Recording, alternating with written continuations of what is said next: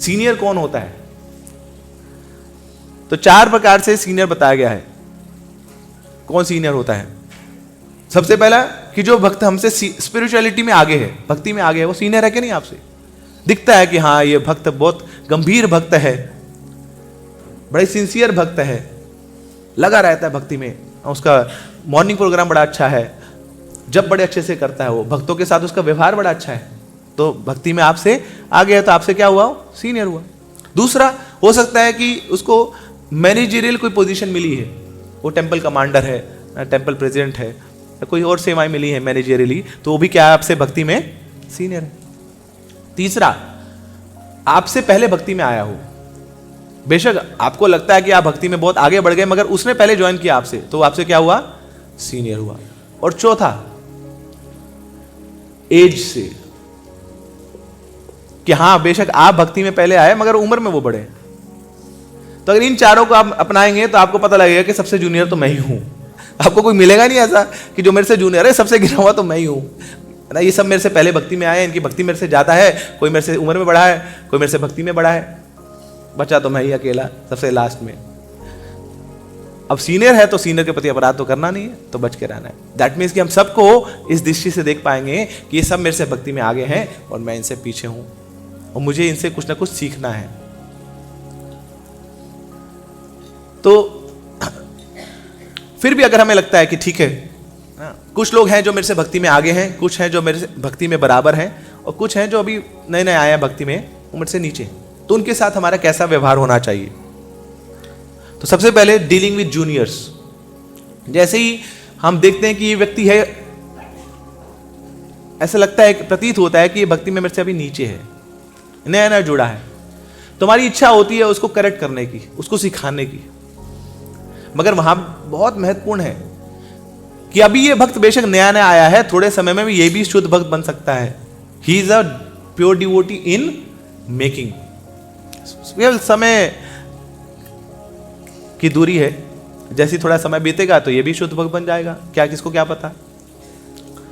तो ऐसा ना हो कि आज मैं उसको डांट दूं, कल जाके शुद्ध भक्त बन जाए, तो अपराध तो मुझे लगेगा कि आपने शुद्ध भक्त को डांटा था 10 साल पहले, वो नई भक्ति में आए थे मगर थे तो शुद्ध भक्त। तो ऐसा ना हो कि वो अपराध हमें लगे। तो इसलिए कोई अगर जूनियर भी है तो उसके साथ भी मृदु वचन से उसके साथ हमें उसका वेलकम करना चाहिए। बेशक वो गलतियां कर रहा हो, उसको नहीं पता हो प्रणाम कैसे करना है, उसको नहीं पता हो कि प्रसाद कैसे पाना है, वो बाएं हाथ से प्रसाद पा रहा हो सकता है यहाँ पे आके फोटो खिंचा रहा हो भगवान के सामने, तो प्रतीत होता है कि हाँ इसको भक्ति का ज्यादा कुछ अता पता है नहीं। मगर इसका ये मतलब नहीं है कि मैं जाके उसको करेक्ट करने ले जाऊं। कम से कम मंदिर तो आ रहा है, वो यहाँ पे आके उसको बोल दे भैया कैसे प्रणाम कर रहे हैं, तो प्रणाम करना नहीं आता है।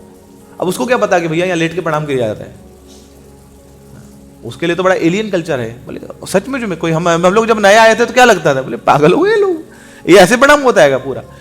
और वो भी समझ नहीं आ रहा, भगवान इधर प्रणाम उधर मार रहे हैं, पी पू के आए हैं लोग, नशे में है पूरे, ठाकुर जी सामने, उधर हवा में किसको प्रणाम कर रहे हैं।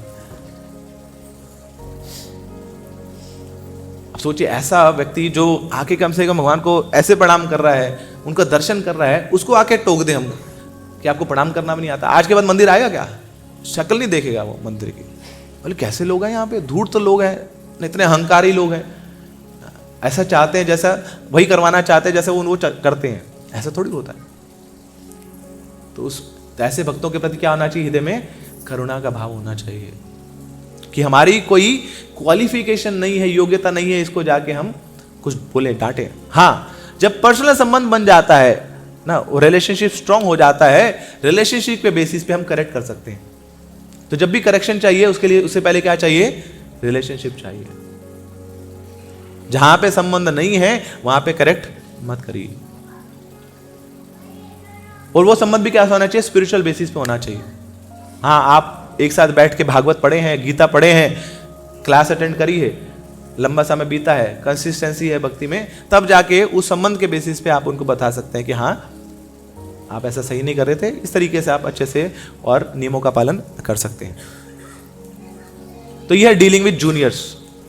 डीलिंग विद इक्वल्स, तो इक्वल्स में क्या होना चाहिए, there should be trust, relationship should be based on trust. एक दूसरे के प्रति लॉयल्टी होनी चाहिए और श्रद्धा होनी चाहिए। और उसको भी ऐसा नहीं कि वो मेरा दोस्त है तो उसको मैं करेक्ट कर सकता हूं, वहां पे भी लंबे समय तक रिलेशनशिप की आवश्यकता है। संबंध बनेगा तभी जाके हम उसको करेक्ट कर सकते हैं। हाँ, ऐसा लगे कभी कि वो फॉल डाउन हो सकता है, उसका गिरने वाला है, तो भक्ति छोड़ने वाला है, तब करेक्ट कर सकते हैं, या टेम्पल अथॉरिटी के थ्रू, प्रॉपर चैनल के थ्रू उसको करेक्ट करा सकते हैं। मगर खुद जाके गोलियां मत चलाइए वहां पे, तो वहां गड़बड़ हो जाएगा फिर। और थर्ड है डीलिंग विद सीनियर्स। तो सीनियर्स के साथ कैसा भाव होना चाहिए? हमेशा विनीत भाव से उनकी सेवा का भाव होना चाहिए और उनकी कृपा की याचना हमें करते रहने चाहिए, क्योंकि कृपा से ही भक्ति में आगे बढ़ते हैं हम। कृपा ही एकमात्र उपाय है भक्ति में आगे बढ़ने का। भक्ति कृपा का मार्ग है। तो कृपा कैसे मिलती है ना? उन वैष्णवों से श्रवण करने से कृपा मिलती है, उन वैष्णवों की सेवा करने से सफलता कृपा मिलती है, उन वैष्णवों के उच्चिष्ट प्राप्त करने से हमें कृपा प्राप्त होती है, उनका चरणामृत प्राप्त करने से कृपा प्राप्त होती है। कई बार ये जैसे सुनते हैं ना उच्चिष्ट के बारे में कि हाँ महाप्रसाद, महाप्रसाद, भक्तों का महाप्रसाद वो मिल जाए हमें। मगर उसमें भी क्या भाव होना चाहिए कि जब किसी भक्त का महाप्रसाद हमें मिले, जो उसने भोजन पाया है, उसका जो प्रसाद बचा है, रेमिनेंट्स बचा है, उसको हम स्वीकार कर रहे हैं, तो उसको पाते हुए भी ये भाव होना चाहिए कि देखो इस भक्त के अंदर कितने अच्छे अच्छे गुण हैं, ठाकुर जी ने इसको कितने भरपूर मात्रा में गुण दिए हैं, ठाकुर जी का कितना क्लोज है ये, उसका महाप्रसाद मुझे मिला है। तो अगर ऐसा भाव नहीं है और केवल हम ना व्यंजन देखते रह गए, बोले पनीर महाप्रसाद मुझे दे दो, गुलाब जामुन महाप्रसाद हमें दे दो, तो फिर अच्छा है कि मत ही लें, वो उसका कोई लाभ नहीं है।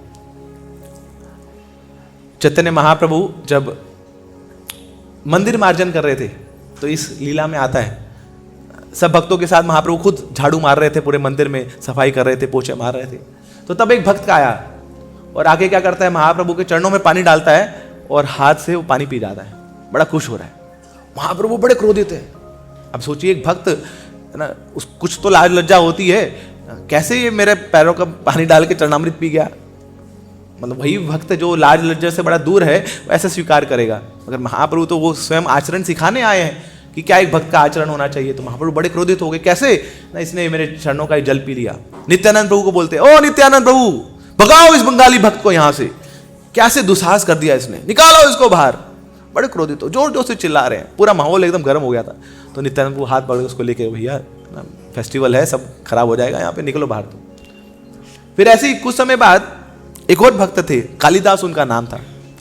कालिदास ने भी यही कार्य किया कि महाप्रभु के चरणों में पानी डाल दिया और पी रहा है। तो महाप्रभु के सीढ़ियों से ऊपर जा रहे थे, तो ऊपर से पानी ऐसे नीचे से ऊपर पानी डाला, तो पानी तो नीचे आता, उसका स्वभाव ऐसे, तो पी गया उसको। तो एक बार डाला पी गया, दूसरी बार डाला पी गया, तीसरी बार डाला वो भी पी गया। महाप्रभु उसको कुछ बोल नहीं रहे। चौथी बार डालने लगा, बोले बस कर कालिदास, बहुत हो गया, अब तो छोड़ दे मुझे, जाने दे मुझे आगे। सो महाप्रभु एक्सेप्टेड हिम रिसीविंग हिज चरणामृत। तो भेद लग रहा है कि एक भक्त को तना डांट दिया, एक भक्त को ना मना नहीं किया, क्योंकि महाप्रभु जानते थे इसका अधिकार है। क्योंकि कालिदास क्या करता था, केवल महाप्रभु नहीं, जिस भी भक्त से मिलेगा उसका हाथ ऐसे ही रहता था हमेशा, बोले थोड़ा महाप्रसाद दे दो ना, मैं तो भक्ति में बहुत नीचा हूँ, बहुत गिरा हुआ हूँ, आपकी कृपा होगी तभी कुछ मेरा हो सकता है, तो थोड़ा महाप्रसाद मुझे दे दो, थोड़ा सा कुछ भी दे दो ना। वो जो ड्रमस्टिक होती है उसको चबा के ना, उसका चूसा हुआ वो ड्रमस्टिक मुझे दे दो, वो महाप्रसाद है, मेरे पास जाएगा, हृदय में जाएगा, कृष्ण अंदर विराजमान हो जाएंगे आपके इस महाप्रसाद से। तो ये उनका भाव रहता था। तो महाप्रभु जानते थे अरे ये अधिकारी है महाप्रसाद पाने का। क्यों? क्योंकि सब वैष्णवों के महाप्रसाद के लिए लालायित रहता है, इसकी लालसा बड़ी तीव्र है। तो ऐसे भक्त को भगवान क्या करते हैं, अपना आशीर्वाद भी देते हैं। जो भक्तों के लिए, भक्तों की कृपा पाने के लिए जो लालयित है, तो भगवान स्वतः ही उसको अपनी कृपा प्रदान करते हैं। तो प्राइमरी क्वालिटी हमें क्या फोकस करनी है, चाहे वो जूनियर है, चाहे वो इक्वल है, चाहे वो सीनियर है, एक क्वालिटी पे हमें फोकस करना है भक्तों की, वो है कृष्ण एक शरणम। कि ये भक्त कितना शरणागत है कृष्ण की सेवा के लिए। कृष्ण एक शरणम। बाकी सब चीजें हमें ना इग्नोर करनी है कि कैसा उसका हुलिया है, कैसा उसका घर है, कितना धन उसके पास है, कैसा वो दिखता है, कैसा वो चलता है, कैसा वो खाता है, कैसा वो बोलता है, ये सब एक्सटर्नल है, ये सब बाह्य है। मगर हृदय में कितनी भक्ति है, ये जांच ना, ये देखना हमें बहुत आवश्यक है। चैतन्य महाप्रभु स्वयं बोलते हैं, ना हम विप्रो न च नरपति, ना मैं कोई साधु नहीं हूं, ना ही मैं कोई राजा हूं, मैं तो क्या हूं, केवल गोपी भर्तु पद कमलो दास दासानुदास, मैं तो दासों के दासों का दास हूं। ये मेरी आइडेंटिटी है, ये मेरा तत्व है। तो ये विजन लाना कि भक्तों को मुझे क्या देखनी है, उनकी भक्ति को देखना है, उनके बाहरी आवरण से मुझे ना ही विचलित होना है, ना ही प्रभावित होना है।